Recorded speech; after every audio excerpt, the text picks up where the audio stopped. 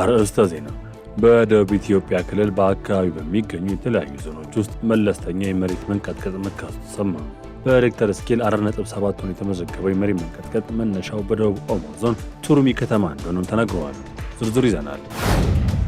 ኢትዮጵያ የተባበሩት መንግስታት ድርጅት የ80 ዓመታት ጉዞ ምክንያት በማድረግ በሰላም አብሮ ለመኖር በሚል መሪ ቃል ልዩ የመታሰቢያ ቴምብር ስብስብን ማስተዋወቋን ጠቅላይ ሚኒስትር አብይ አህመድ ገልጸዋል። እነግራችኋለን።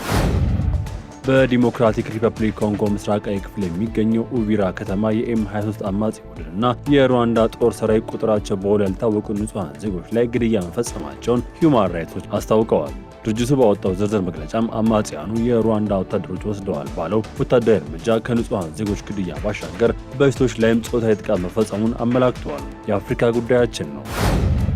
ዩናይትድ አረብ ኤሚሬትስ የውጭ ጉዳይ ሚኒስትር የእስራኤል ጠቅላይ ሚኒስትር ቤንያሚን ኔታንያሁ በኢራን ጦርነት ወቅት ኤሚሬትስን በሚስጥር ጎብኝተዋል ሲል የእስራኤል ጠቅላይ ሚኒስትር ጽሕፈት ቤት ያወጣው መግለጫ ሙሉ በሙሉ አሳበለም። ዓለም አቀፍ ጉዳያችን ነው። ውድ የሀገሬ ቲቪ ተመልካቾቻችን ለሰዓቱ ያዝላችሁ ዜናዎች ተጀምረዋል። ከዜናዎቹ ጋር ሚኪያስ ኃይሌ ነኝ። ቅዱስ ሲኖዶስ ምልዓተ ጉባኤን አጠናቀቀም። የኢትዮጵያ ኦርቶዶክስ ተዋሕዶ ቤተክርስቲያን ቅዱስ ሲኖዶስ በዓመት 2 ጊዜ የሚያካሄደው ጉባኤ በ22 አጀንዳዎች ላይ በመወያየትና ለቤተክርስቲያኒቱ ቀጣይ ጉዞ ወሳኝ ናቸው የተባሉ ውሳኔዎችን በማሳለፍ መጠናቀቁን አስታውቀዋል።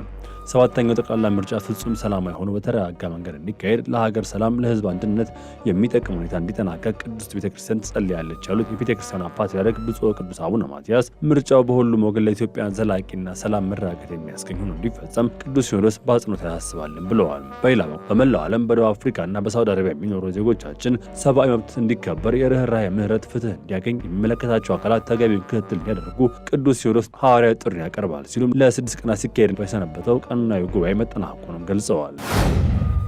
ኢትዮጵያና የተባበሩት መንግስታት ድርጅት የጋራ ታሪክ የሚገልጹ ቴምብሮች ይፋ ተደረጉ። ኢትዮጵያ የተባበሩት መንግስታት ድርጅት የ80 ዓመት ጉዞ ምክንያት በማድረግ በሰላም አብሮ ለመኖር በሚል መሪ ቃል ልዩ የመታሰቢያ ቴምብር ስብስብን ማስተዋወቋን ጠቅላይ ሚኒስትር አብይ አህመድ ገለጹ። ቴምብሮቹ ከ1945 ዓ.ም በሳን ፍራንሲስኮ የተባበሩት መንግስታት ቻርተር ከተፈረመበት ወቅት ጀምሮ የኮንጎ ሰላም አስከባሪ ኃይሎች እስከ ማሰማራት እንዲሁም በአፍሪካ ምድር ለመጀመሪያ ጊዜ የተካሄደውን የተባበሩት መንግስታት የጸጥታው ምክር ቤት ስብሰባ እስከ ማስተናገድ ያለውን የጋራ ታሪክ የሚተርኩ መሆናቸውን ጠቅላይ ሚኒስትር አብይ አስታውቀዋል። በዓለም የፖስታ ህብረት በኩል በ192 ሀገራት የተሰራጩ እነዚህ ቴምብሮች ለአንድ ወቅት ብቻም ሳይሆን ለትውልዱ የሚተርፍ የታሪክ አሻራ መሆናቸውንም ገልጸዋል። በደቡብ ኢትዮጵያ ክልል በሬክተር ስኬል 4.7 የተለካ የመሬት መንቀጥቀጥ ተከሰተ። በደቡብ ኢትዮጵያ ክልል በአካባቢ የሚገኙ የተለያዩ ዞኖች ውስጥ መለስተኛ የመሬት መንቀጥቀጥ መከሰቱ ተሰማ። ረቡዕ ለሐሙስ አጥቢያ ሌሊት 9:14 ደቂቃ ላይ የተከሰተው ይህ የመሬት መንቀጥቀጥ በሬክተር ስኬል 4.7 ሆኖ የተመዘገበ ሲሆን መነሻው በደቡብ ኦሞ ዞን ቱሩሚ ከተማ እንደሆነም የአሜሪካ ጂኦስፓሻል ሶሳይቲ አስታውቋል። የመሬት መንቀጥቀጥ ንዝረቱ በበርካታ የደቡብ ኢትዮጵያ አካባቢዎች በስፋት የተሰማ ሲሆን በተለይም በአሊ ዞን ስር የሚገኙ ኮሎንጎ፣ ጓዳ፣ ቱሩባና አራባይሻ አካባቢዎች እንዲሁም በኮንሶ ዞን ኮልሜና ማሳያ ወረዳዎች ነዋሪዎች ለስጋት ተዳርገዋል። ንዝረቱ አርባ ምንጭ ከተማ ጨምሮ በጋሞ ዞን በቦንኬ፣ ቦርዶና ጨንቻ፣ ምዕራብ አባያና ካምባ ወረዳዎች የተሰማ መሆኑን የተናገረ ሲሆን እስከ ዳውሮ ዞን ተርጫ ከተማና ጌዲዮ ዞን ዲላ አካባቢ ድረስ መሰማቱን ተናግረዋል። ክስተቱ በነዋሪዎች ዘንድ ከፍተኛ መደናገጥ ፈጥሮ የነበረ ቢሆንም እስካሁን ባለው መረጃ በሰው ሕይወትም ሆነ በንብረት የደረሰ ጉዳት አለመኖሩም ተሰምተዋል። ለአፍሪካ ህብረት የሰላም ፈንድ ሀብት ማሰባሰብ ሊጀመር ነው። የአፍሪካ ህብረት የሰላም ፈንድ ለማጠናከር በፈረንሳይ ዋና ከተማ ፓሪስ የሀብት ማሰባሰቢያ ጉባኤ እንደሚካሄድም ሰምተዋል። ይህ ውሳኔ የተላለፈው የተባበሩት መንግስታት ድርጅት ዋና ጸሐፊ አንቶኒዮ ጉተሬዝ፣ የአፍሪካ ህብረት ኮሚሽን ሊቀመንበር መሐመድ አሊ ዩሱፍ እና የፈረንሳዩ ፕሬዚዳንት ኢማኑኤል ማክሮን በአዲስ አበባ ባደረጉት ምክክር ነው። ጉባኤው እንደ አውሮፓውያን አቆጣጠር በ2026 መጨረሻ አካባቢ የሚካሄድ ሲሆን ዋና ዓላማው ከግል ባለሀብቶች ለአህጉሪቱ የሰላም ማስከበር ስራዎች የሚውል የገንዘብ ድጋፍ ማሰባሰብ እንደሆነም ተገልጿል። መሪዎቹ ለአህጉራዊ ሰላም ስራዎች ስኬታማነት የገንዘብ አቅርቦት ወሳኝ መሆኑን በመጥቀስ የተባበሩት መንግስታት የጸጥታው ምክር ቤት ለአፍሪካ ህብረት የሰላም ድጋፍ ስራዎች አስተማማኝ፣ ዘላቂና ተለዋዋጭ የገንዘብ ምንጭ እንዲኖር ያሳለፈው ውሳኔ ተግባራዊ እንዲሆን አሳስበዋል። በመካከለኛው ምስራቅ ግጭት ሳቢያ የተፈጠረ የማዳበሪያና የኢነርጂ አቅርቦት መስተጓጎል በአፍሪካ ምግብ ዋስትና ላይ የፈጠረውን ጫና አስመልክተው መሪዎች መወያየታቸውም ተነግረዋል። ፕሬዚዳንት ማክሮን ይህን አህጉራዊ ስጋት በሰኔ ወር ፈረንሳይ የሚካሄደው የቡድን 7 ጉባኤ ላይ በአጀንዳነት እንደሚያቀርቡት ቃል መግባታቸውን ከአፍሪካ ህብረት ገጽ ያገኘነው መረጃ ያሳያል። በዲሞክራቲክ ኮንጎ ንጹሃን ዜጎች ላይ ግድያ ተፈጽመዋል ሲል ሂውማን ራይትስ አስታወቁ። በዲሞክራቲክ ሪፐብሊክ ኮንጎ ምስራቃዊ ክፍል የሚገኘው ኡቪራ ከተማ የኤም23 አማጺ ቡድንና የሩዋንዳ ጦር ሰራዊት ቁጥራቸው በውል ያልታወቁ ንጹሃን ዜጎች ላይ ግድያ መፈጸማቸውን ሂውማን ራይትስ ዎች አስታውቀዋል።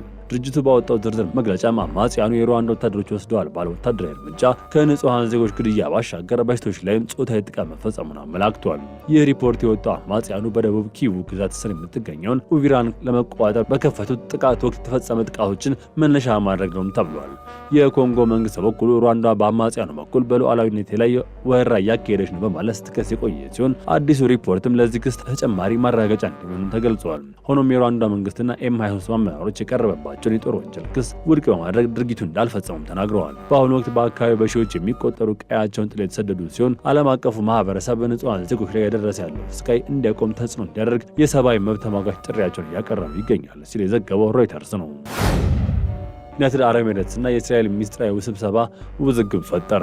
የዩናይትድ አረብ ኤሚሬትስ የውጭ ጉዳይ ሚኒስትር የእስራኤል ጠቅላይ ሚኒስትር ቤንያሚን ኔታንያሁ በኢራን ጦር ወቅት ኤሚሬትስ በሚስጥር ጎብኝተዋል ሲል የእስራኤል ጠቅላይ ጽህፈት ቤት ያወጣው መግለጫ አስተባበለ። ኤሚሬትስ ባወጣችው መግለጫ አቡዳቢ ከእስራኤል ጋር ያላትን ግንኙነት ግልጽና ይፋዊ እንጂ ግልጽነት የጎደላቸው ሚስጥራዊ ስምምነቶች ላይ የተመሰረተ አለመሆኑን አስታውቃለች።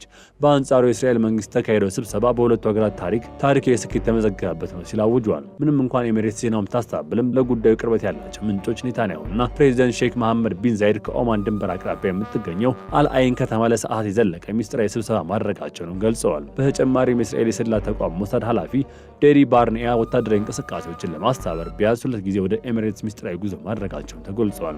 በሁለቱ ሀገራት መካከል ያለው ወታደራዊ ትብብር እያደገ መምጣቱን የሚያሳዩ ሌሎች መረጃዎችም ወጥተዋል። በእስራኤል የአሜሪካ አምባሳደር ማይክ ሃኮቢ እንዳረጋገጡት በጦርነቱ ወቅት የእስራኤል አይረን ዶም የተባለውን ዘመናዊ የጸረ ሚሳኤል መከላከያ ስርዓትና ባለሙያዎችን ወደ ኤሚሬትስ ልካ ነበርም ብለዋል። ለአውሮፓውያን አቆጣጠር በ2020 የተፈረመው የአብርሃም ስምምነት ግንኙነትን ያደሰችው ኤሚሬትስ ከእስራኤል ጋር ያላትን ወዳጅነት በቀጠናው ተጽዕኖ ለማሳደግና ከዋሽንግተን ጋር ያላትን ትስስር ለማጠናከር እንደምትጠቀምበትም ይነገራል። አሜሪካና እስራኤል በኢራን ላይ የደረሱት ጥቃት ተከትሎ ቴህራን የወሰደችው አጸፋ እርምጃ ከሌሎች የባህር ሰላጤው ሀገራት ይልቅ በኤሚሬትስ የሲቪል መሰረተ ልማቶችና የኃይል ማመንጫ ተቋማት ላይ ሰፋ ያለ ጥቃት ማድረሷን ይታወሳል ሲል ሮይተርስ ዘግቧል። ሩሲያ በዩክሬን ዋና ከተማ ኪቭ ላይ መጠነ ሰፊ አየር ጥቃት ሰነዘረች። ሩሲያ በዩክሬን ዋና ከተማ ኪቭና በተለያዩ ክልሎች ላይ መቶዎች የሚቆጠሩ ድሮኖችና ባላስቲክ ሚሳኤሎች በመጠቀም ከፍተኛ የአየር ጥቃት መፈጸሟ ተገለጸ። በዚህ ጥቃት በትንሹ የአንድ ሰው ሕይወት ሲያልፍ አንድ ሕፃንን ጨምሮ ከ31 በላይ ሰዎች መቁሰላቸውን የሀገሪቱ የነፍስ አድን አገልግሎት አስታውቀዋል። የኪቭ ከንቲባ ኢቨል ክላቺኮ እንደገለጹት ከተማው በከባድ ጥቃት ውስጥ የነበረች ሲሆን የሩሲያ ጦር ከ670 በላይ አጥፊ ድሮኖችና 56 ሚሳኤሎችን ተኩሷል።